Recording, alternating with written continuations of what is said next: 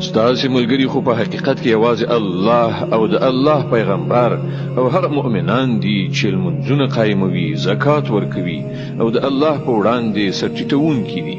او څوک چې الله او د هغه پیغمبر او مؤمنان خپل ملګری نیسي، هغه ته دې څرګندوي چې همدا د الله ډله غالبېدونکې ده.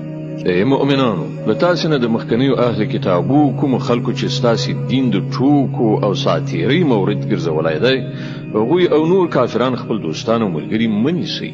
له الله نه ویریږئ که مؤمنان یاست. کله چې تاسو د لمانځه لپاره ندا کوئ، نو هغوی ورپورې ملنډې وهي او لوبې ورسره کوي. د دې دلیل دا دی چې هغوی پوهه نه لري. دوی ته وایه، ای اهل کتابو، تاسو چې په کومه خبره له موږ سره وران یاست، هغه له دې پرته نور څه دي چې موږ پر الله او د دین په هغه ښوونه ایمان راوړی دی چې موږ ته نازله شوې ده او له موږ نه مخکې هم نازله شوې وه، او له تاسو نه زیاتره خلک فاسقان.